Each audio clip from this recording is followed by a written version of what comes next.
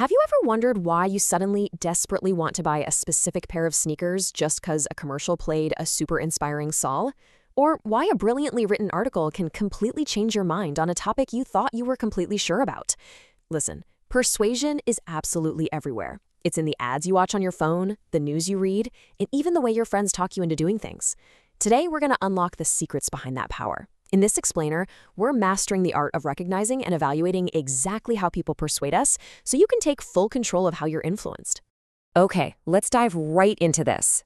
Here is a quick roadmap of what we're going to cover today. First, the power of persuasion. Second, appealing to the heart. Third, appealing to reason. Fourth, blending head and heart. Fifth, applying your new skills. And sixth, education, morality, and peace.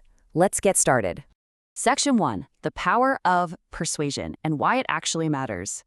So understanding how persuasion works is absolutely crucial because it helps us make smart, independent decisions. Without this knowledge, it's incredibly easy to just be blindly influenced by people who are tugging at our heartstrings or maybe throwing really complicated facts at us. But when you understand the mechanics of how someone is trying to convince you, you take back your own power. And the foundation of this really comes down to two very distinct paths of persuasion. On one side, we have pathos, which is all about feelings and the heart, and on the flip side, we have logos, which focuses entirely on facts and reason. You can think of these as the two main tools in a persuader's toolkit. Basically, most of the arguments you'll ever encounter in life are built on one or maybe both of these incredibly powerful foundations. Which brings us to Section 2, appealing to the heart, or understanding pathos. Pathos is an emotional appeal that connects directly to the audience's feelings. It aims to inspire compassion, desire, or really any strong emotion. Advertisers use this trick literally all the time. Think about commercials that tell you, "You deserve this," or "Go ahead, treat yourself." They aren't actually giving you a logical, factual reason why their product is built better, right? Instead, they're making you feel incredibly special, hoping that warm, fuzzy feeling will drive you straight to the checkout line. We all totally know this exact example. You're watching TV, and suddenly a commercial comes on for an animal shelter. Slow, sad music starts playing. The screen fills with images of lonely, shivering dogs looking directly into the camera. It just breaks your heart, right? But notice what they don't do. They give absolutely zero statistics about animal population growth or shelter funding percentages. And that's because their only mission in that exact moment is to make you feel deep, overwhelming compassion so you pick up the phone and donate. That, right there, is pure pathos. All right, shifting gears to Section 3, appealing to reason, understanding logos. Isaiah 1:18 says, "Come now, let us reason together, says the Lord." Now, this is absolutely fascinating because it shows us that even the highest authority, God himself, values reason and logic to communicate a point and to reach an understanding. It sets this wonderful standard that logic is a highly worthy, essential tool for navigating truth. And that perfectly tees up our next definition, logos. This is a logical appeal that connects to your reason using verifiable facts, statistics, and measurable data.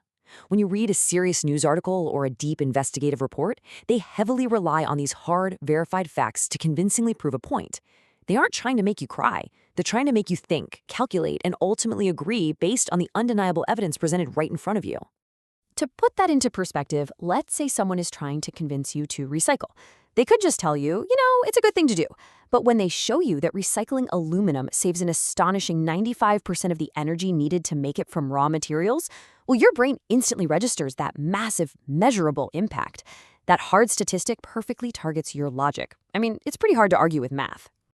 Now let's move to Section 4, blending head and heart, the ultimate persuasion. Imagine listening to a speech about healthy eating. If a speaker only provides an obesity rate chart, that's our logos, you might intellectually agree, but honestly, you might feel totally unmotivated to change your own habits. But if they combine that cold, hard data with a really warm, personal story of a young person who completely turned their life around through healthy choices, that's our pathos, you suddenly have an undeniable argument. The chart proves the problem is real, and the story makes you actually care about fixing it. It's a real game changer. So Section 5, applying your new skills, knowledge and action. Here are 3 specific tasks to really build up those media literacy muscles. First, in your own words, define pathos and logos and find your own examples for each. Second, you're going to go hunt down a real-world editorial and identify the appeals being used. And third, you are going to write a pitch to start a school club. Let's break these down a bit more so you know exactly what to look for. I want to ask you this directly, and I want you to actively pause and consider it.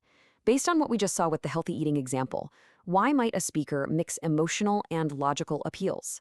Well, think about the walls people naturally put up. If someone is highly skeptical, hard facts break down that wall. But if someone is just apathetic or bored, emotion is what lights the fire. A blended appeal covers all the bases. And this is your real-world challenge. Take the tools from this explainer and go out and decode the news you consume every single day. Read an opinion piece online. Look for the sentence that uses a statistic. Boom, there's your logos.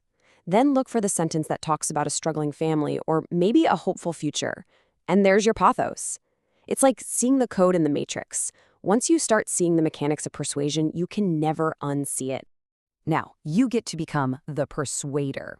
If you want your classmates to give up their precious free time to join a new club, you need a solid strategy. So, the crucial point is, you must weave facts and feelings together to truly win them over. Maybe you give a statistic on how this particular club helps with college applications, but you also talk about the incredible friendships and the really fun memories they're going to make. You need both the head and the heart. And finally, Section 6, Education, Morality, and Peace. The big picture. Education without morality hurts. Really think about that.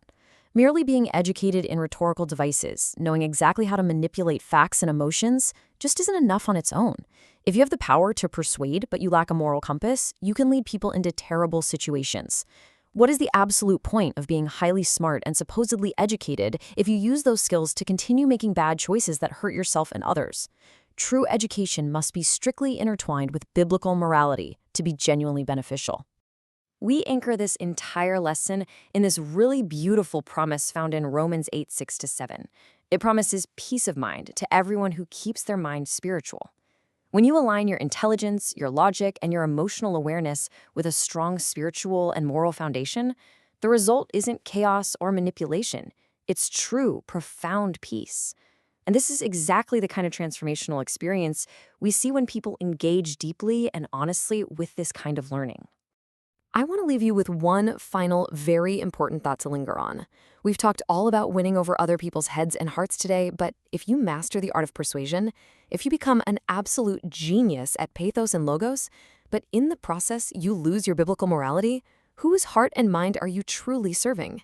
Use your new skills wisely, protect your own mind, and I will see you in the next explainer.